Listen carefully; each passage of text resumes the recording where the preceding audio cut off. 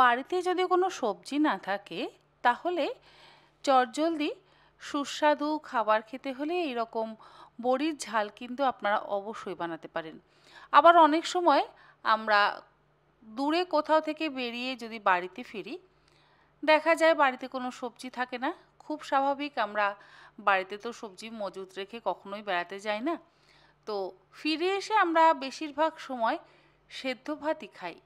আবার অনেকে হোটেলের কেনা খাবার খেয়েই সেই দিনটা কাটিয়ে ফেলেন। তবে এই রকম যদি বড়ির ঝাল আর তার সাথে ভাত বানিয়ে নেওয়া যায় তাহলে খেতে কিন্তু অসম্ভব ভালো লাগে। আর এই বড়ির ঝাল বানাবার জন্য আমি এখানে ব্যবহার করছি মটর ডালের বড়ি। মোটামুটি 25-30টা মটর ডালের বড়ি ব্যবহার করছি। তবে যদি মটর ডালের বড়ি না থাকে তাহলে আপনারা বিউলির ডালের বড়ি দিয়েও কিন্তু এই বড়ির ঝাল বানাতেই পারেন। তবে মটর ডালের বড়ির স্বাদ অবশ্যই বেশি ভালো। আর এই বড়ির ঝাল বানাবার জন্য আমি গ্রাইন্ডিং জারের মধ্যে নিয়ে নিচ্ছি 1.5 টেবিল চামচ পরিমাণে পোস্ত। তবে আপনারা যদি পোস্ত ব্যবহার করতে না চান, নাও করতে পারেন। আমি একটু পোস্ত দিয়ে বড়ির ঝালটা বানাই। পোস্তটা আমি প্রথমেই জল ব্যবহার করে বাটবো না, প্রথমে আমি শুকনো বেটে নেব।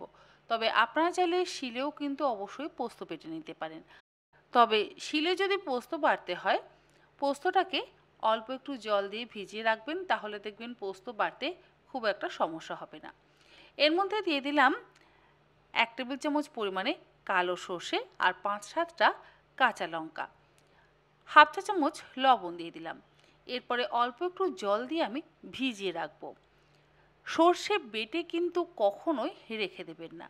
অনেকেই আমাকে কমেন্ট করেন যে দিদি, সর্ষে বাটার পর সেটা রান্নাতে ব্যবহার করে রান্নাটা আমার তেতো হয়ে গেছে। সর্ষে সবসময় বাটবেন লবণ এবং কাঁচা লঙ্কা ব্যবহার করে। আর সর্ষে বেটে যদি বেশিক্ষণ রেখে দেওয়া হয়, বিশেষ করে মিক্সিতে বাটার পর যদি বেশিক্ষণ রাখা হয়, তাহলে কিন্তু সর্ষে বাটা তেতো হয়ে যায়। আমাদের নিজেদের কিছু ছোট ছোট ভুলের জন্য কিন্তু আমরা আমাদের রান্নাটাকে নষ্ট করে ফেলি। যাই হোক, রান্নাটা করবার জন্য কড়াইতে দিয়ে দিলাম 2 টেবিল চামচ পরিমাণে সর্ষের তেল। তেল ভালো করে গরম করে নিয়ে মটর ডালের বড়িগুলোকে হালকা করে ভেজে তুলে নেব। আর বড়ি ভাজতে অবশ্যই একটু তেলের পরিমাণ বেশি লাগে, সেই জন্য আমি 2 টেবিল চামচ পরিমাণে তেল ব্যবহার করলাম। বড়িগুলো ভাজা হয়ে যাওয়ার পর তুলে একটা আলাদা পাত্রের মধ্যে রেখে দিচ্ছি। এরপরে ওই একই কড়াইতে দিয়ে দিলাম আরও 1 টেবিল চামচ পরিমাণে সর্ষের তেল। তেল গরম হয়ে গেলে ফোড়ন দিয়ে দিচ্ছি 1/4 চা চামচ পরিমাণে কালো জিরে আর 3-4টে চেরা কাঁচা লঙ্কা। অবশ্যই এখানে কাঁচা লঙ্কা চেরা ব্যবহার করবেন। তবে আপনাদের যদি ইচ্ছে হয় তাহলে আপনারা কাঁচা লঙ্কা এবং শুকনো লঙ্কা দুটো একসাথেও ব্যবহার করতে পারেন। কালো জিরে আর কাঁচা লঙ্কার সুন্দর গন্ধ বেরোতে শুরু করলে এখানে আমি একটা বড় সাইজের টমেটো একটু বড় টুকরো করে কেটে নিয়ে তেলের মধ্যে দিয়ে খুব ভালো করে ভেজে নেব।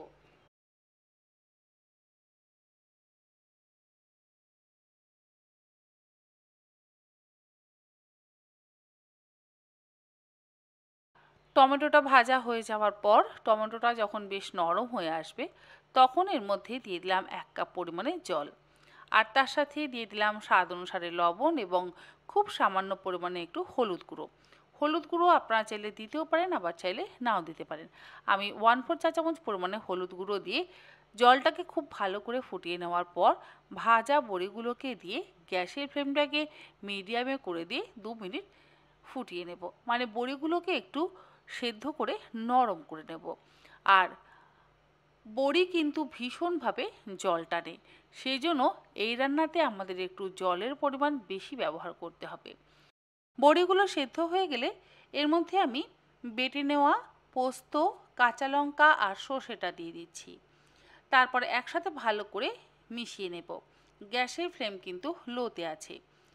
পোস্ত, কাঁচা লঙ্কা আর সর্ষে বাটাটাকে দিয়ে খুব বেশিক্ষণ ফোটাবার প্রয়োজন নেই, জাস্ট 2 মিনিট ফুটিয়ে নেব। আর যদি মনে হয় জলটা শুকিয়ে যাচ্ছে বেশি, তাহলে একটু গরম জল আপনারা চাইলে দিতে পারেন।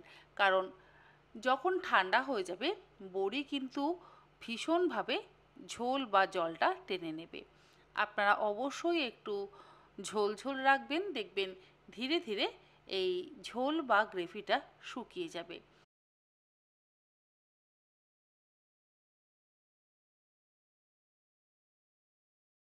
1-1.5 মিনিট ফুটিয়ে নেওয়ার পর মিক্সিং জারের মধ্যে হাফ কাপ পরিমাণে গরম জল দিয়ে সেই জলটাও এর মধ্যে দিয়ে দিলাম। গ্যাসের ফ্লেমটাকে হাইতে করে দিয়ে 1 মিনিট ফুটিয়ে নিচ্ছি। ফুটে উঠলে গ্যাসের ফ্লেমটাকে বন্ধ করে দেব।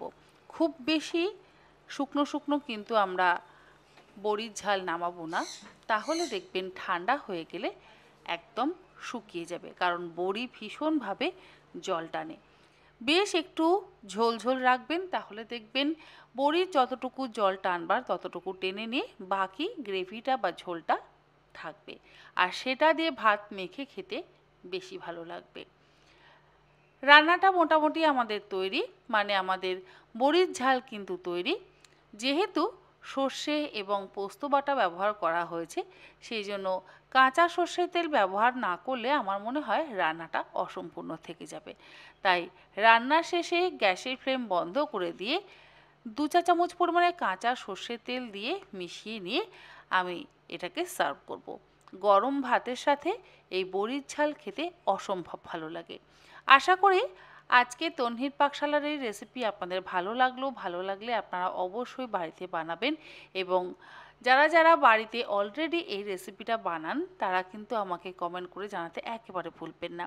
আর যারা এখনও বানাননি, বাড়িতে বানান, বন্ধুবান্ধবদেরকে বানানোর জন্য শেয়ার করুন। আজ তাহলে আসি, আবার হাজির হয়ে যাব অন্যদিন অন্য কোনো নতুন ধরনের রেসিপি নিয়ে। ভালো থাকবেন, সুস্থ থাকবেন, ধন্যবাদ।